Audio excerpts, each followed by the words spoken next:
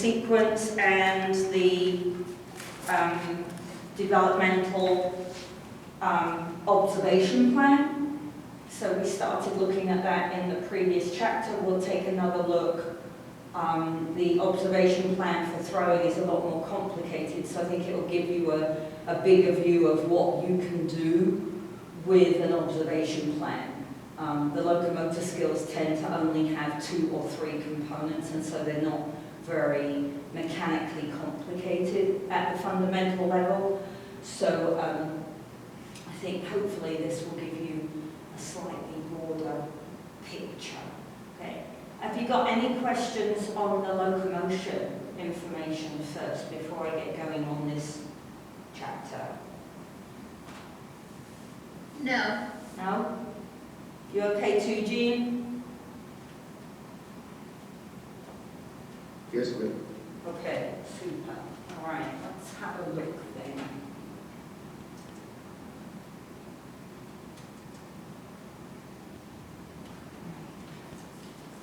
And it's chapter 6, I think, not chapter 8.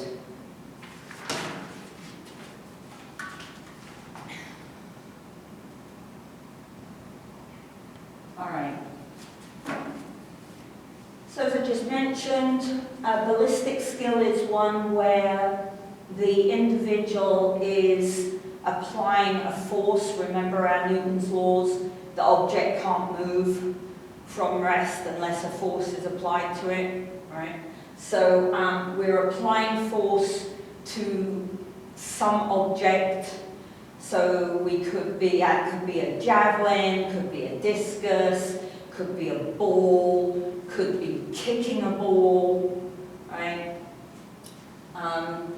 Or striking a ball.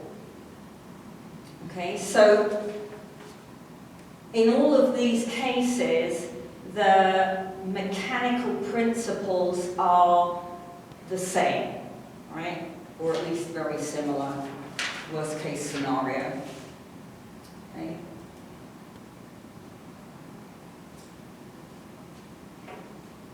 So we're going to look at throwing. There's different versions of throwing. We can do an underhand throw. That's the new skill that's been added to the TGMD. So they took out the rolling along the ground and they replaced it with an underhand throw on TGMD 3. So I think that that's a much more useful skill to be working on. We can also do a two-handed underthrow. Don't tend to see that much in sports that I can think of, but you do see that sometimes if you give someone who's not very strong a large ball. So the time you might see it not in the game, but possibly in the training, like the strength and conditioning coach may have you throwing big medicine balls, big weighted balls, perhaps, and that would be a two-handed throw. But I don't think it translates. Is there any sport where you have a two-handed throw? I mean, I know you have a two-handed overthrow in soccer, but I can't think of a two-handed underthrow anywhere. Sidearm. So sidearm throwing you often see in games where fielding is involved. So softball, baseball, cricket, you'll often see a sidearm pickup off the floor. And then overarm, either one-handed or two-handed. And I think those are all our options. So most of the research that's been done is on a one-handed overarm throw. Because most of the people doing the research were either football players or baseball players. And so it's a skill they're interested in, right? So we have lots of research looking at one-handed overarm throws. Okay? So when we're assessing these, we want to think about what is it I'm trying to assess, right? Same as we did with the running and jumping. Am I looking for an outcome? So that would be a product measure, like distance that I threw the ball, or how hard I threw the ball, right? Or how accurately I threw the ball.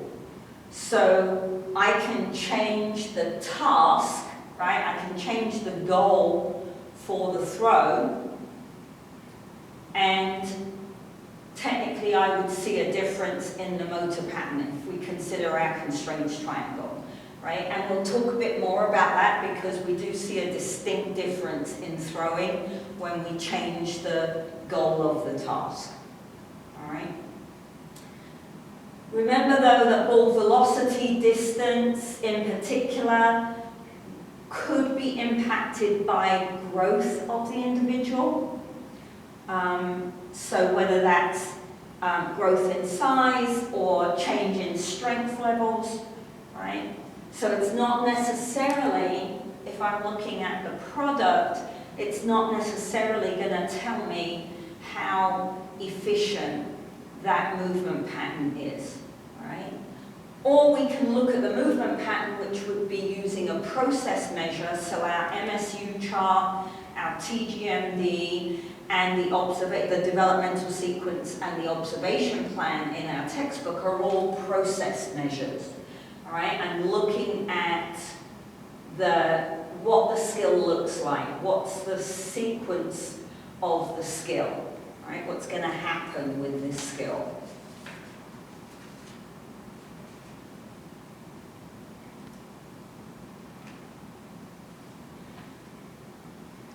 So when we look at the information on throwing, it very closely matches our MSU chart, all right? Early overarm throwing. So remember that stage 1 on the MSU chart is that chop action, right? So mostly arm action, we don't see the feet move, the elbows pointed up, and we throw the ball down.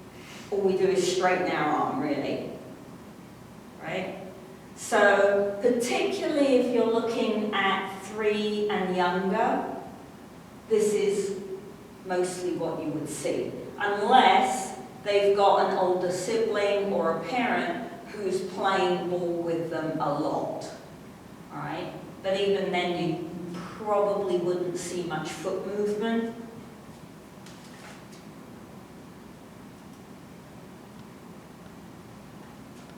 So let me show you this piece. Remember, all these bits of film are available and more, so you can go and investigate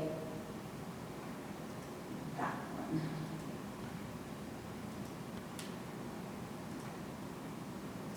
Okay. Right? So this is classic stage 1.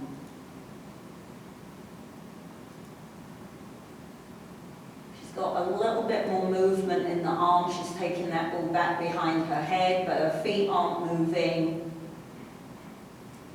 All right? And that is just getting chucked down at the floor. Okay?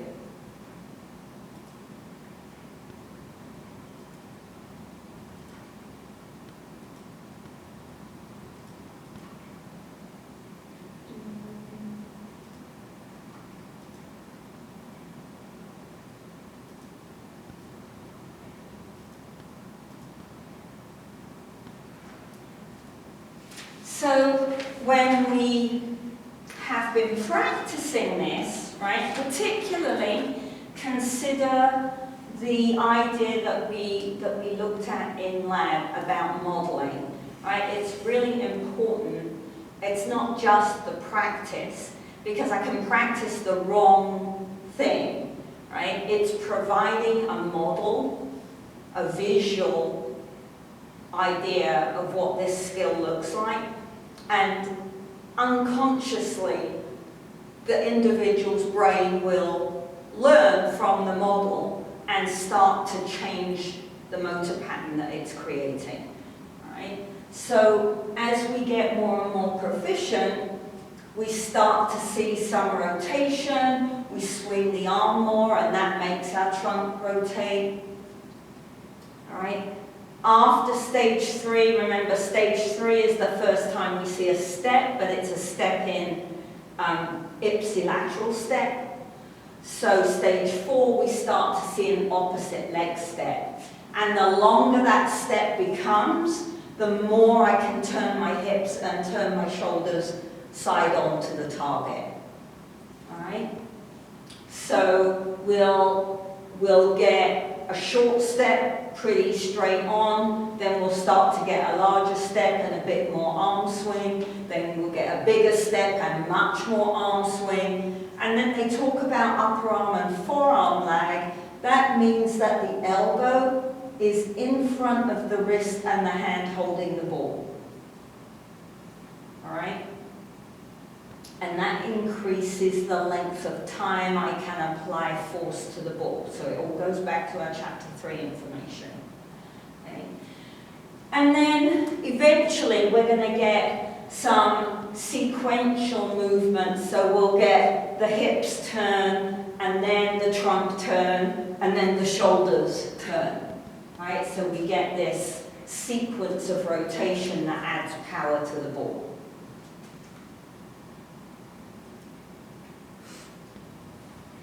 Okay. Show you this one. This looks a little bit different.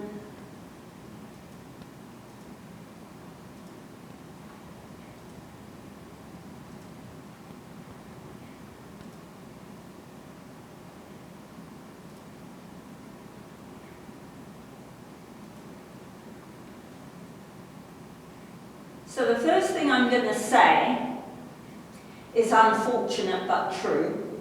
That is a really good throw for a girl, right? So I suspect she's a softball player.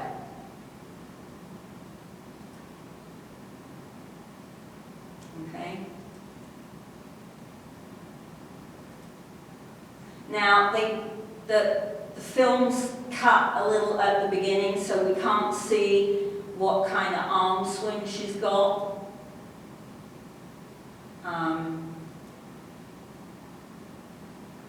She's got a quick arm, so there's quite a lot of oomph on that ball once it leaves her. Right? There's not as much rotation as I would like to see. So this is good, but there's still work here to make it better. Right? But that's a good throw, as I said, particularly for a girl. When we look in a little while at the research, that's pretty nice. Okay? Questions, comments? So, Dr. Wall, when you say that you would like to see more rotation, is that more rotation with the hips? Or Yeah. Yeah, I think I would like to see the hips move a little bit earlier. I think what I'm seeing is the hips and the trunk are kind of going at the same time. So if she could keep her shoulders and her trunk back a little bit longer, she'd have even more welly on that ball. Is that what you're seeing? Let's watch it again. Yes, ma'am. I agree. I mean, there's rotation there, but there's not segmented. Like her hips and her belly are going at the same time. That's why it's fun to look at film, because you can really, if you understand what can happen, you can make quite a big difference. Okay.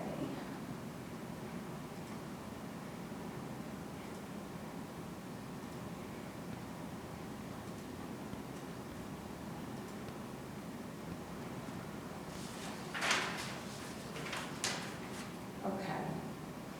So, when we we look at these developmental changes, if you have your book, pull it out. If you don't have your book to hand, make a note of these pages and I can give you where you want to look at. Okay, so the developmental sequence that they have in the book for overarm, oh, that's for striking. We want for throwing. Where's throwing?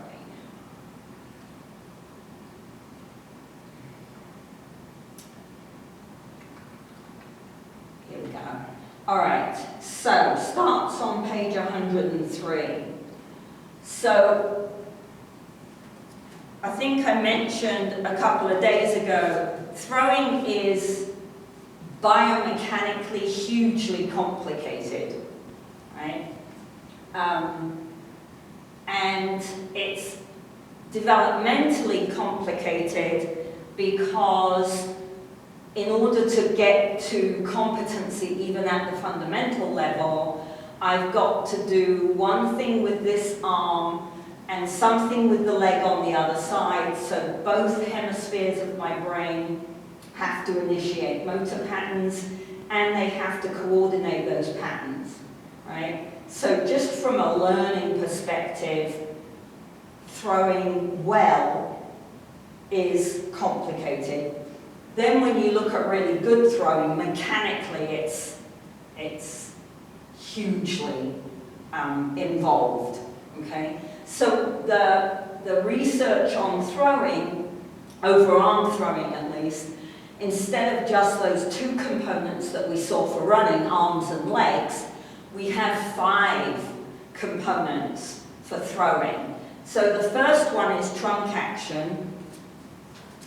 And what they're saying is, and if you look at the MSU, this is similar, and then we go more complicated, right?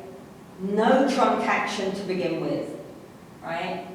There's nothing happening with the trunk at all. Then we see this block rotation, which is what I would say that young lady was doing. I mean, she's borderline, but it still looked a bit blocked to me.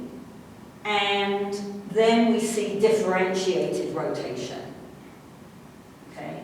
So these sequences for throwing, unlike the sequences for running, which are hypothetical based on a lot of experience, the sequences for throwing are actually validated via research, right? So this is exactly what we see happen developmentally.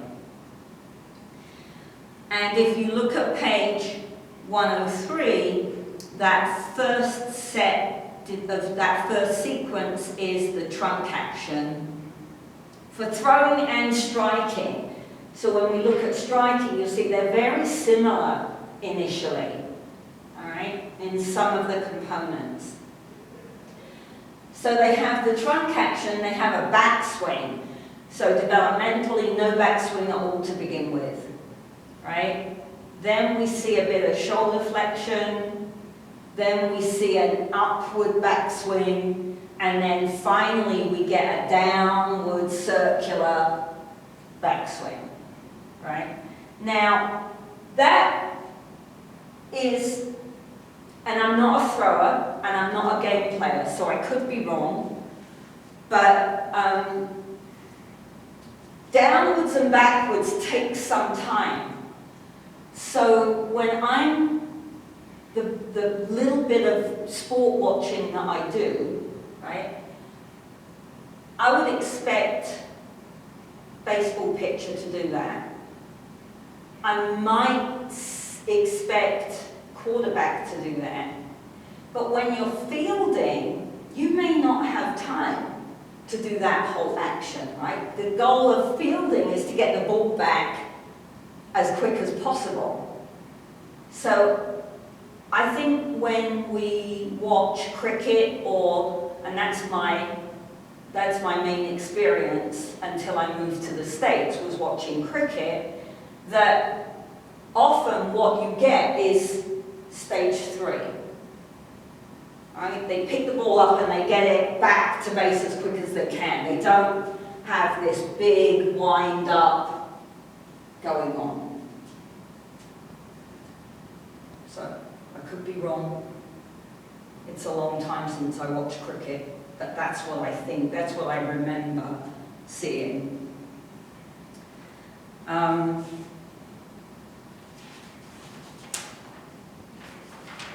Then, component number 3 is upper arm action. So they get really, really technical. The guys that do this research are very passionate about throwing. I've sat in on some extremely heated discussions about throwing between researchers. It gets quite amusing. So upper arm action, they're talking about the humerus. All right, so what's the humerus doing? And is there any lag being seen? And then forearm action is elbow down. Right?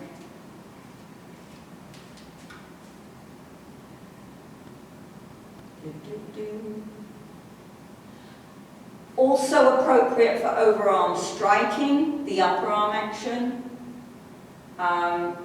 So if you watch volleyball, then a volleyball serve, you would see some of this. A tennis serve, you would see this. Okay?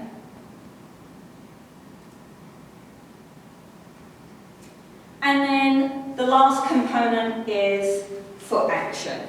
So what's going on with the feet? And we know from our MSU chart, we don't see any foot action initially. Then we see a ipsilateral step. Here they call it a homolateral. That's the same thing. Same side.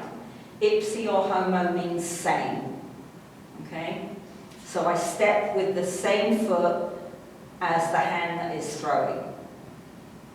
Okay? Again, we see that in striking. I step with the same foot as the hand that is hitting, instead of stepping with the opposite foot. Now that's interesting when we get to striking and start looking at tennis, because tennis technique has changed over the years. Okay? Short step and then a long step. Again, mechanically, the longer the step, the longer I've got to apply force to the ball, and then theoretically that ball will be flying faster, harder, further. Right?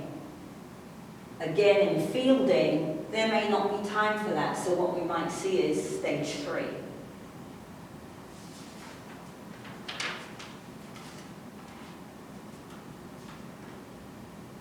So, as I say, if you look at table 6.1 on page 103, and then it goes over to page 104, that's the developmental sequence. So that's step 1. Do I understand the changes that are going to happen from beginner to competency? Right? Then I have to develop my observation plan, because this is okay, but I might not have time to go through every step and every piece of the description to see whether that's what's happening. Right? So then we're going to develop the observation plan, the yes-no questions, to try to get at these actions.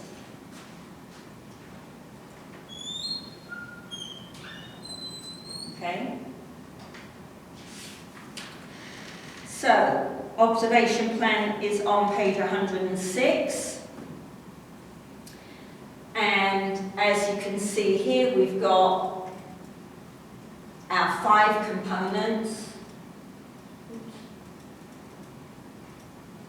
So here's foot action, trunk action, backswing, humerus, forearm. Okay.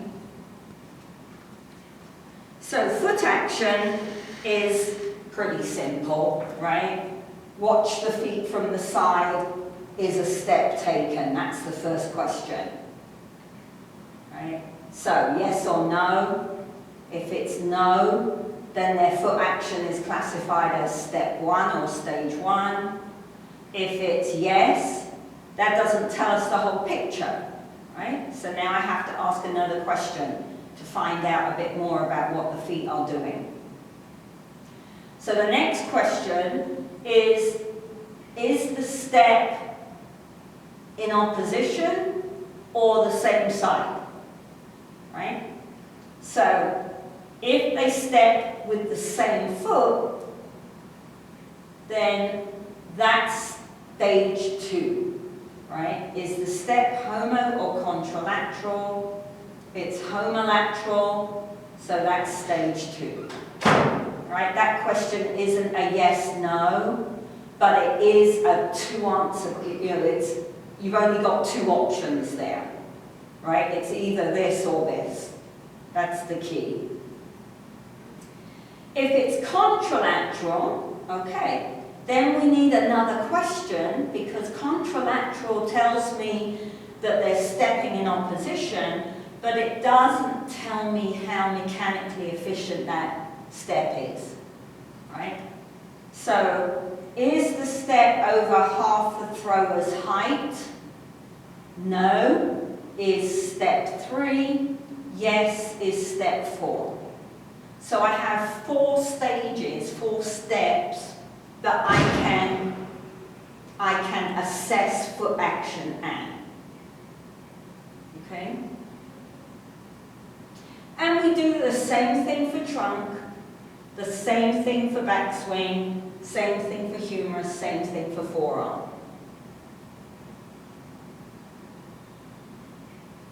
Okay?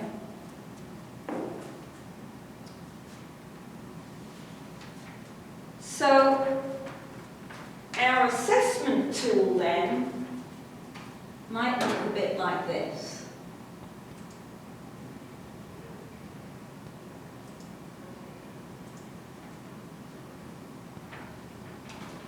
Okay.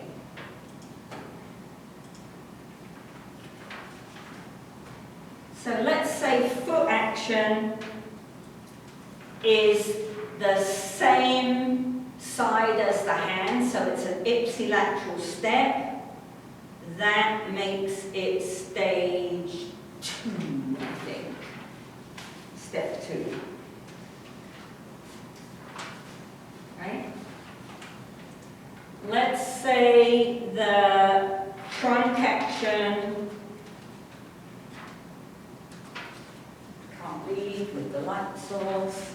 Let's say the trunk action is blocked rotation, so that's also step 2.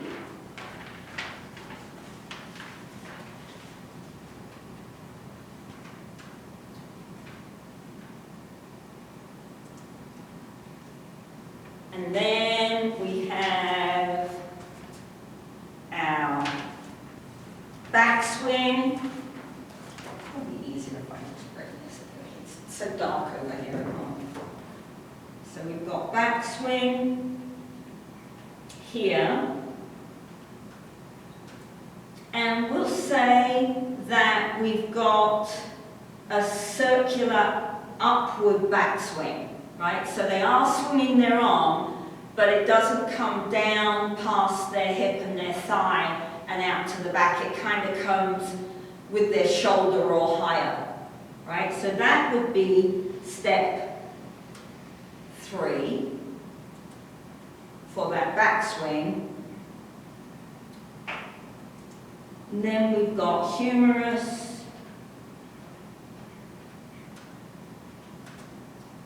So you don't often see lag in females.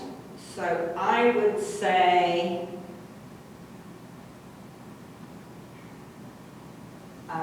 let's say humerus is step 1.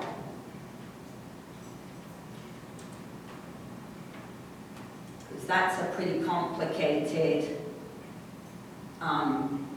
component to change.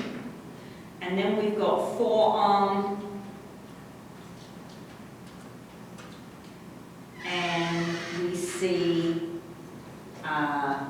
no forearm lag, so that's also step 1. All right? So I assess this individual, and this is what I end up with. Okay?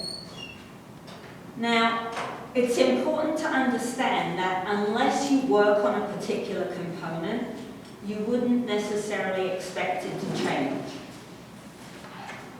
Okay?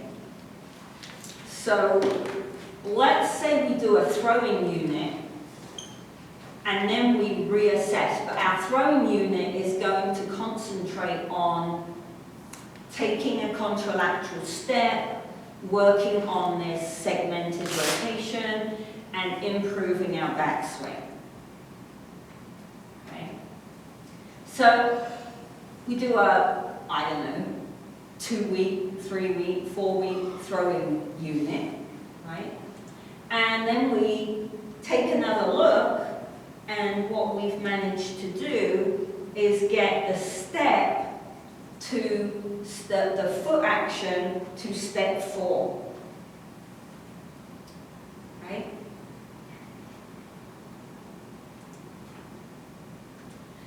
And the trunk action, let's say, what did we say? We said step 2.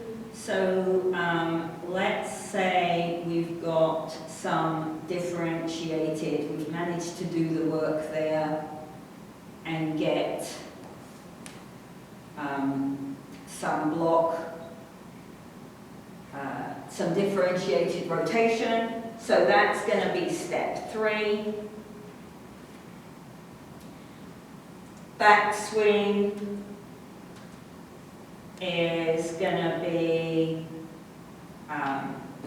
step 4.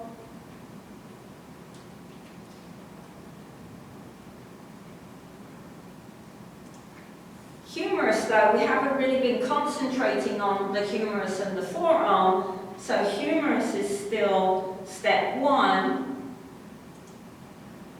And when I look at the forearm,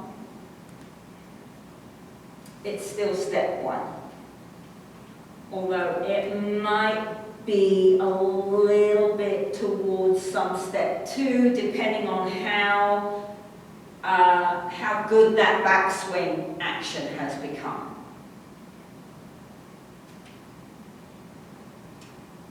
Right? So now we've got a reassessment of this individual with improvement in several of these components. Does that make sense? Yes, ma'am. Yeah? Yes. It takes a lot more time than doing an MSU or a TGMD, right? But it gives you much more detail on what is happening within that skill for that individual.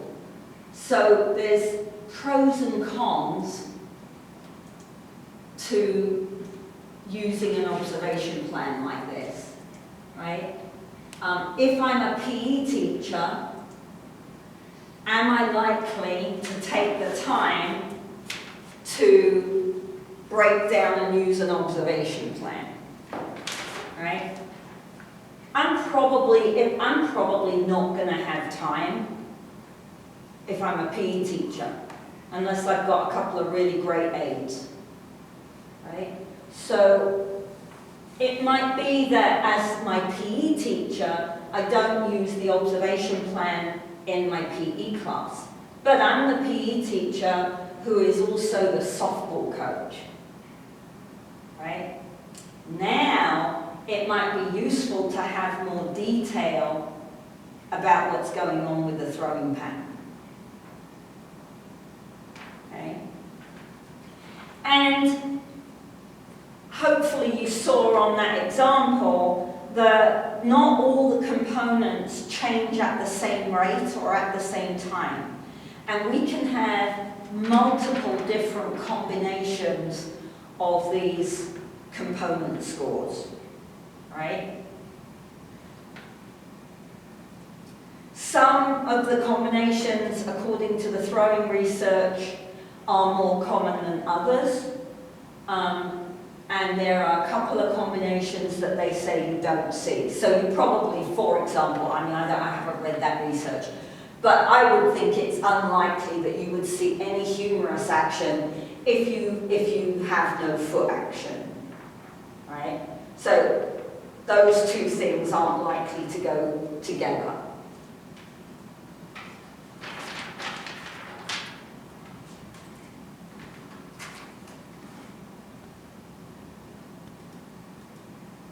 Oops.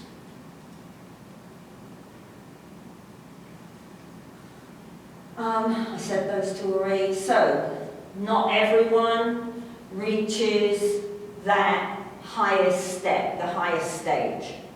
And when you look at the observation plan, the highest stage is a lot more advanced than the highest stage on the MSU chart, right? What they're looking at when they're looking at this observation plan is not fundamental throwing. I mean, the end result of the observation plan is something much more advanced than fundamental throwing, okay?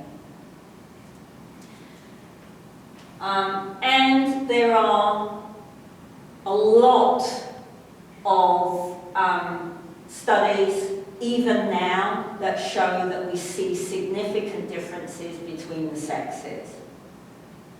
All right? So we want to be as advanced as we can to use the skill successfully in a game. But there aren't many games that girls play that involve throwing. Softball, right? There's a lot more for guys, and there's more TV coverage for guys, so they get more modeling than girls do. So that's one of the problems. Most of the studies would indicate that boys are more advanced in most of the components than girls are. There are studies on adults as well as K through 7th, 8th grade kind of levels. So it's not automatic when we look at adults who throw, unless they're trained throwers, they probably don't indicate a lot of those more difficult levels of the components. Right? The other thing it's important to pay attention to, another mechanical rule, is I observe at right angles to the plane of action. Right? So do I watch this throwing from the side, or do I watch it from the front? Right? Or does it depend which component I'm looking at? Okay? So that's an important thing to pay attention to. And that's why I said the other day, you know, a coach who's sitting on their butt, yelling out feedback, is not doing a very good job, because they can't possibly see every skill correctly from a stationary position.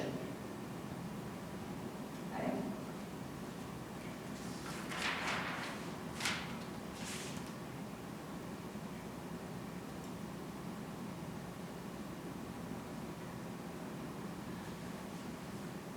So, if we look at older adults, if they learned to throw correctly when they were younger, then we still see very decent movement patterns in older adults.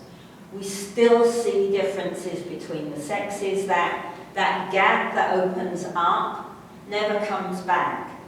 So quite a few weeks ago I mentioned the fact that even by the age of 4, we see differences in the physical activity levels of boys and girls.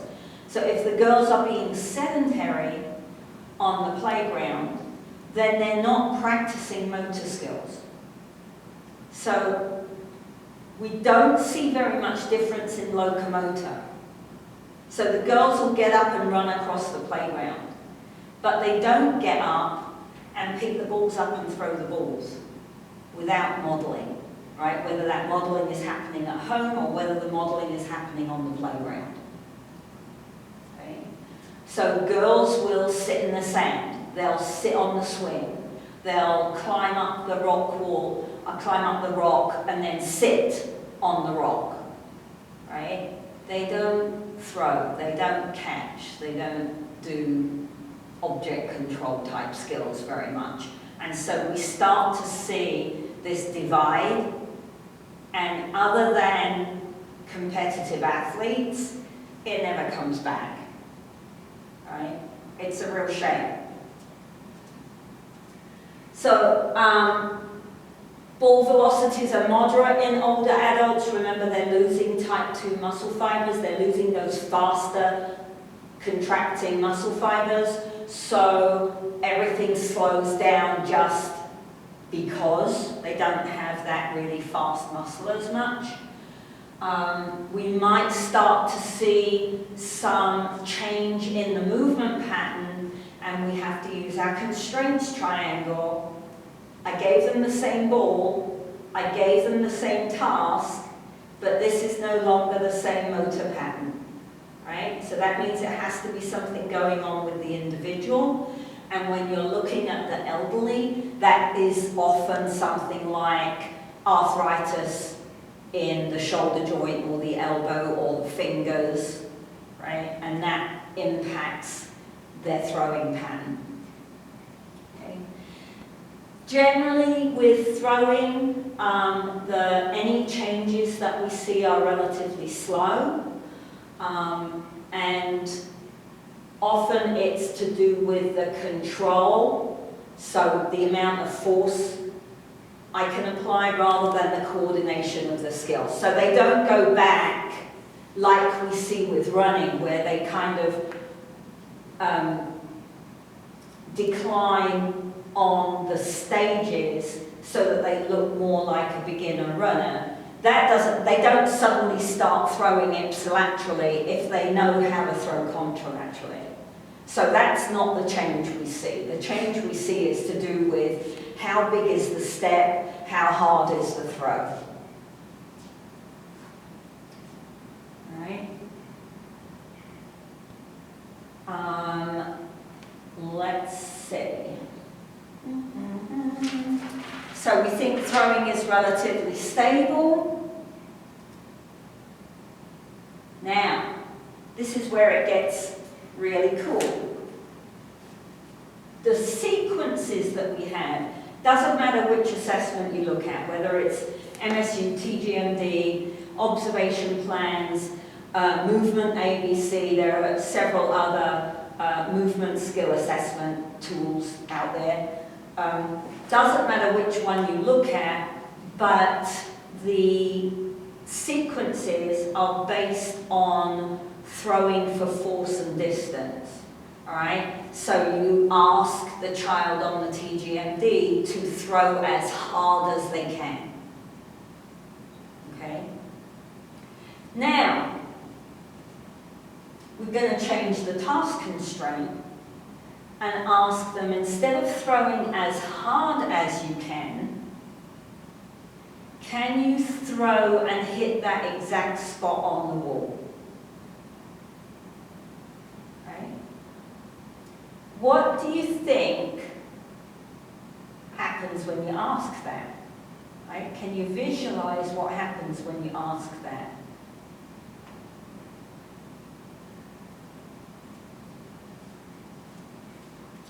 Let me see if I can, since there's just the three of us here, let me see if I can find something while you're thinking about that.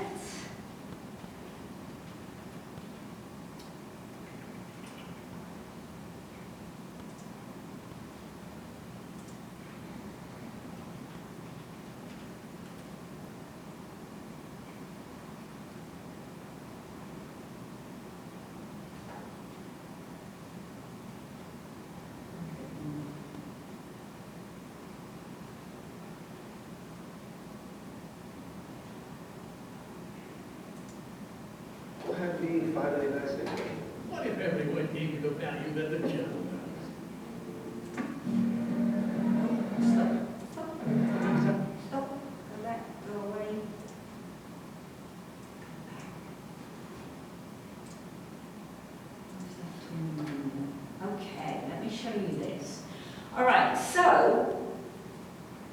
Just think, just by asking them to throw for accuracy rather than throwing for force, right?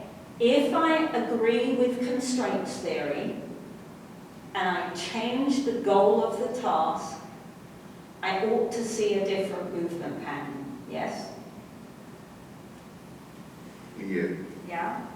So what happens is if you then try to score a throw for accuracy rather than a throw for distance with our throwing for distance tools, they score much, much lower when they're trying to hit something very accurately than when they're throwing hard. All right? And the change for boys is even bigger than the change for girls. So let me show you this, because this is the ultimate throwing for accuracy.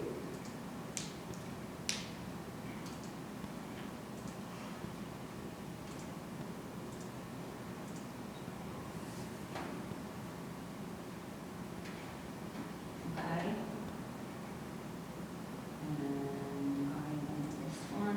All right, so even before we start, right, look at the feet. Here we go.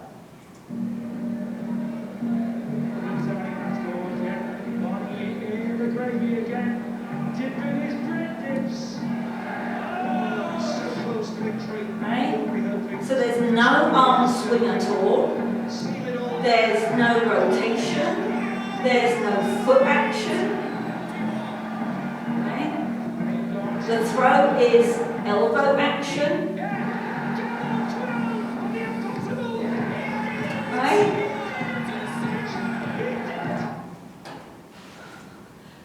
I get a little excited, darts people, usually because they've been drinking quite a lot of beer. Because it's a pub game at home.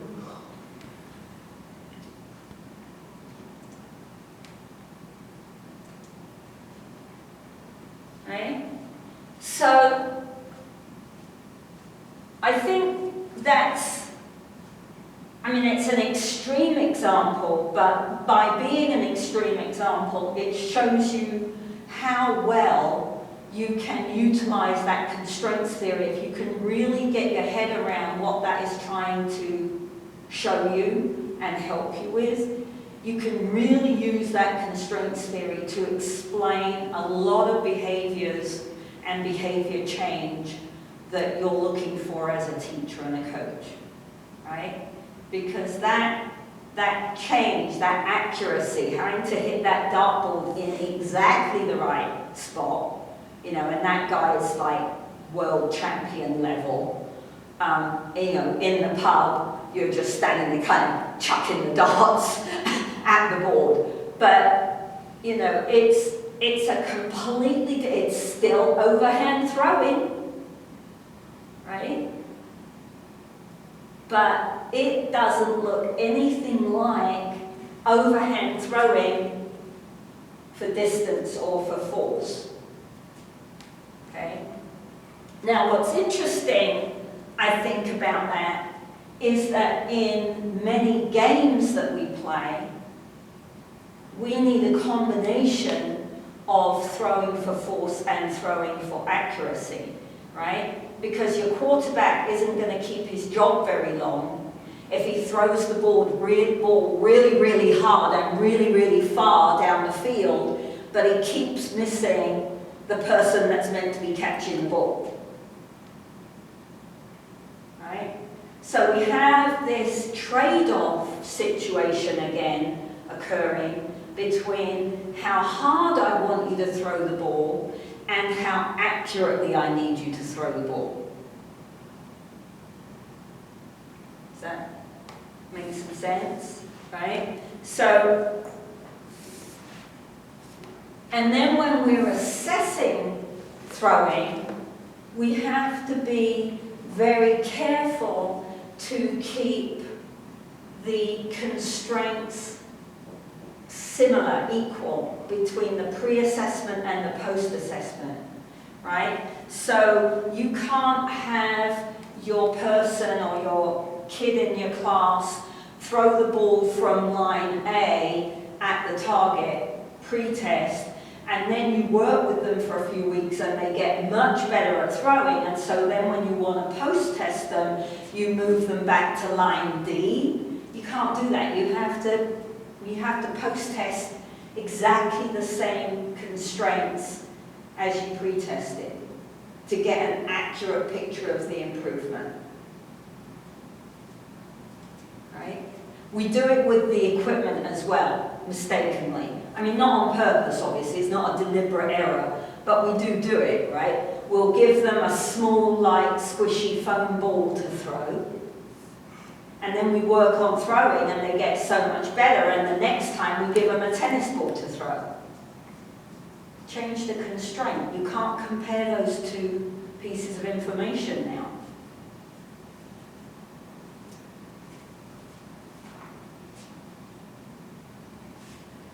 Okay.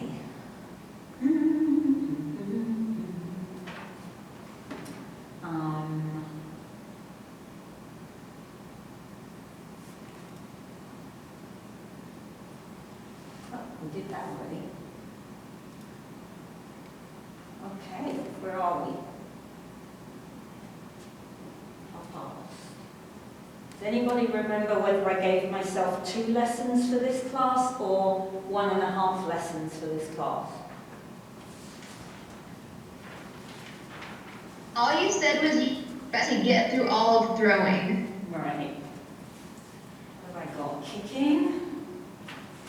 We have kicking. I just can't remember if the next class I'm supposed to just finish this chapter or finish this chapter and start another chapter. Kicking and striking. I need to see the syllabus. Where's the syllabus?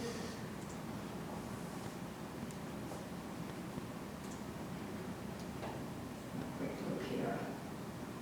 I don't remember what I gave myself to do.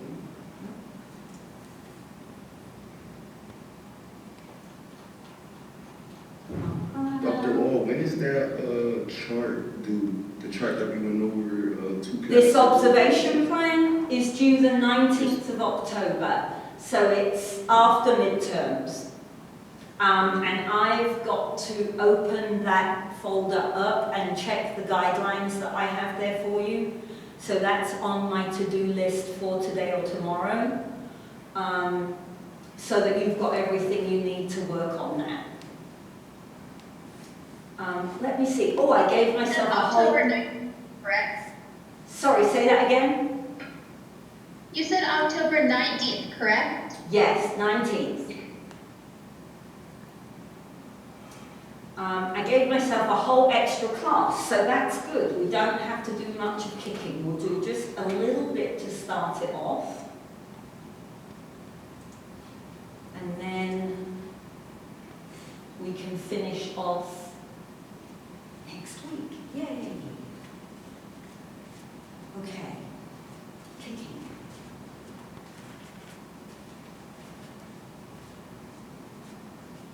All right. So, kicking is still ballistic, right? Doesn't look like throwing, but mechanically I'm still having to follow that same Newton's law, right? The ball is stationary, or in a game the ball is moving, but I want to either make the ball start moving or I want to change the direction of the ball. In either case, I have to be able to apply a force to the ball, right? So, doesn't look like throwing, but the principle is the same, okay? So, what makes kicking very, very much more complicated from a learning perspective than throwing is the fact that when I'm throwing, I have the ball, right? I'm in charge of the object. So I can throw it when I want to, right? I've got total control over the skill. Now, with kicking, that's not the case, right? The simplest form of competitive kicking would be a penalty kick, where at least the ball is stationary, all right? But I still have to, I can't just stand at the ball and kick it, because it's not going to get to the goalpost or the net, right? So I've still got to run really fast up to that ball. So from a perceptual point of view, that means I have to be able to judge myself in relation to where the ball is. I've got to be able to accurately judge where the last step needs to be before I swing the kicking leg, right? It's much, much more complicated than throwing.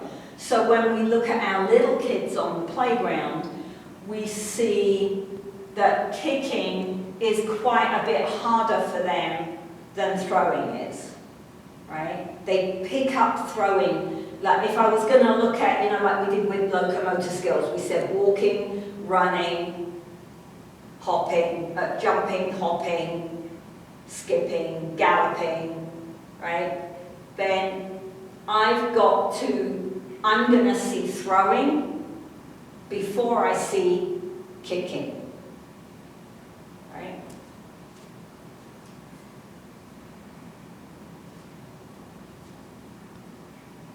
So it's much easier to kick a stationary ball.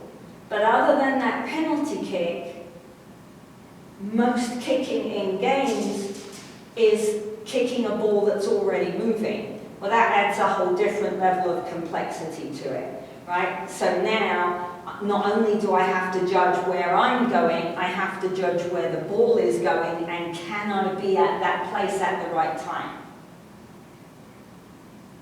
right? So when we assess kicking on the TGMD, because we're looking at fundamental kicking, right? We keep the ball stationary and get them to try to run and kick the ball stationary. You wouldn't give a beginner kicker a moving ball to kick, right? That's down the line.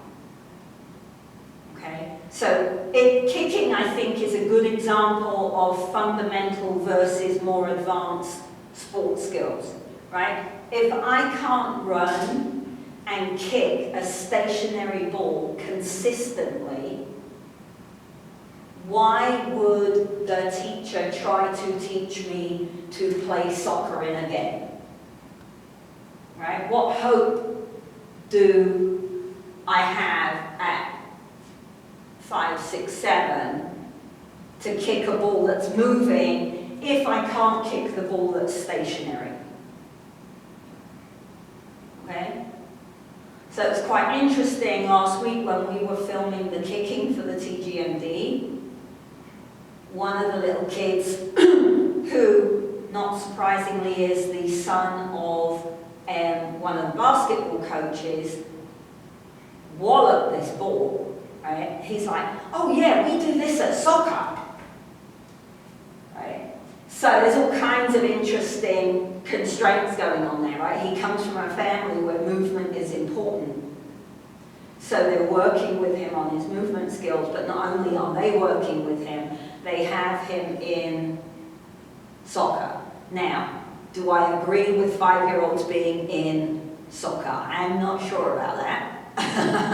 I would question, particularly if they have been playing games, that that's not developmentally appropriate. However, if all they're doing is skill work, different kettle of fish, right?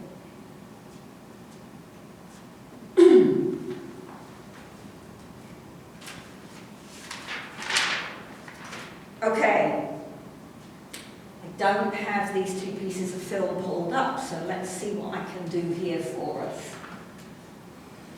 Oh,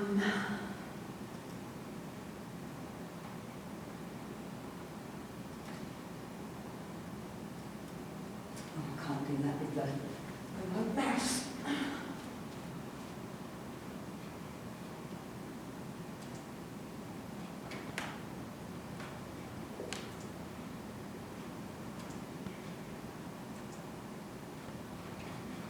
Okay.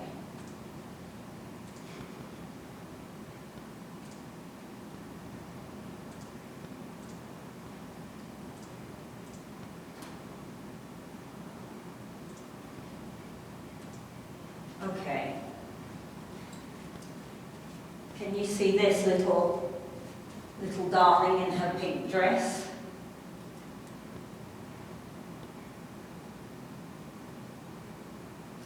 All right, here we go.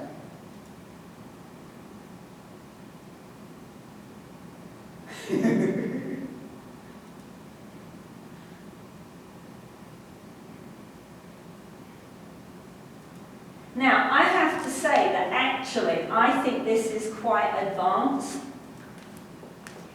because she takes a very clear step before she kicks that ball. Right? And if you look at your MSU chart, stage 1 of kicking, there's no step.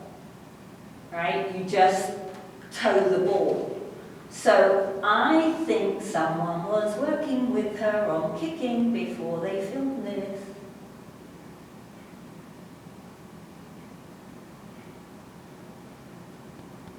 But very basic. Okay. Now this piece of film is interesting because this kicking is more advanced.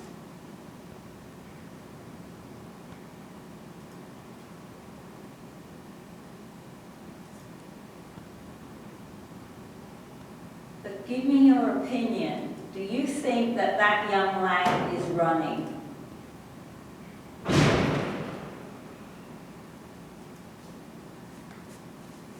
Remember our definitions of running?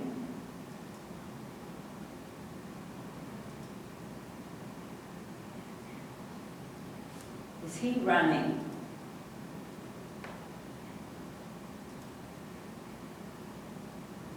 Not really. No, not even close, right? Not even close. That is a fast walk.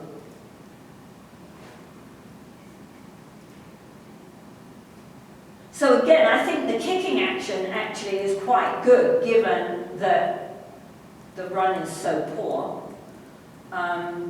He doesn't have any kind of a flight phase. If you look at the stages of kicking, there's a flight phase afterwards. Why is he not running? What's going on here? Because he's I mean, this is not a preschooler, right? He's, I don't know, 8, 9 at least, don't you think?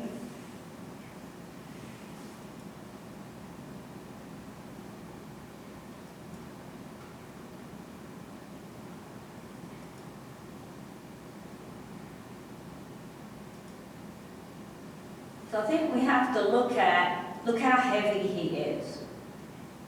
He's quite a chunky child. And his legs are not strong enough to get that additional weight off the floor. I would say the arm movement as well. Say that again, sorry, Jean? I would say the arm movement as well is not. No, you're right. The arm movement is not coordinated really at all, and what there is of it is across the body rather than forwards. Right? Yeah, I can agree. So you got two things you got to work on with this young lad if you're going to keep him engaged in motor skills as he gets older, right? We've got to tackle his physical activity levels and his nutrition and try to help him become a little leaner, and we've got to work on the strength of his legs so that he can run more effectively. Because if you put that child into a game,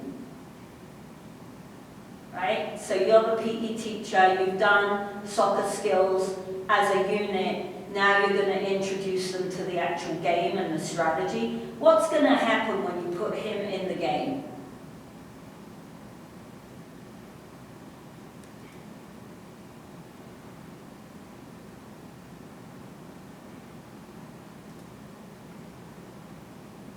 What do you think?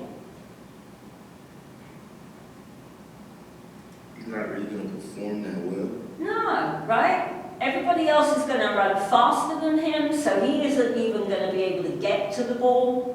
He's not going to be able to keep up with the game because he's going to get tired.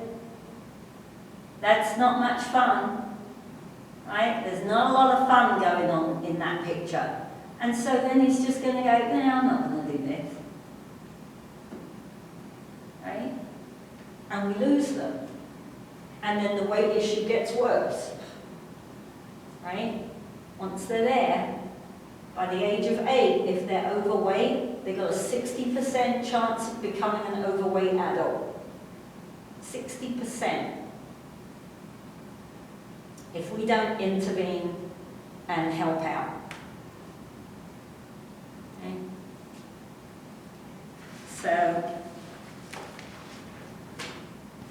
So let's stop there, and we'll pick up with a bit more kicking information on Tuesday, and we will look at striking on Tuesday.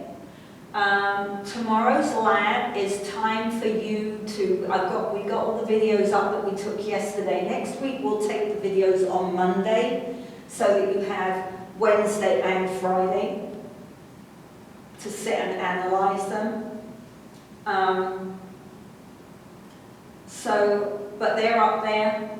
You're going to really enjoy them, I think. We had a lot of fun yesterday on the playground, so hopefully that gives... Yeah, it was so much fun. I wish you all could be there with us.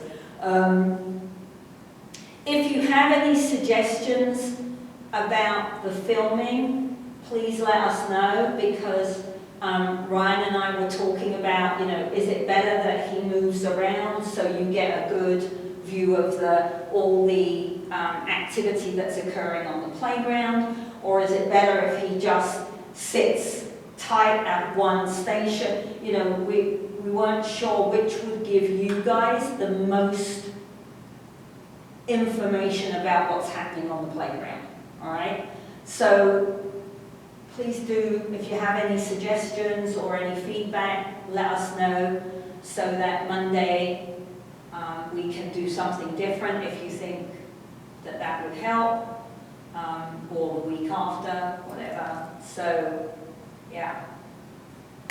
I've just got one question, Dr. Wolf. Yes? When we're doing MSU chart, are we coming up with our own skill, or are we picking one that is already on the chart? For the stages of development section, Yes. you have to do pole vault. Yes. I put up some video for you. Okay, thank you. Okay. Yeah, so you've got a slow motion pole vaulter who's competing, and then you've got a clip of a beginner who's just learning how to do pole vaulting.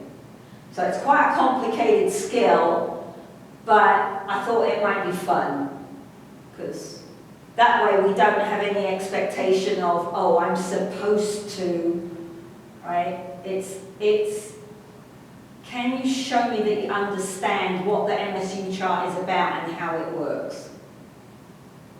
Right? There's no such thing as a developmental sequence for the, there is if I knew pole vaulting well, but there's nothing on paper in research about a developmental sequence for pole vaulting. right? So you're not comparing you to something else. You're just trying to create this idea of stages of development. Does that help? Yes, it does. Okay. All right. So, have a nice afternoon. Have a great weekend. And we will load up more video for you Monday, and I'll see you on Tuesday.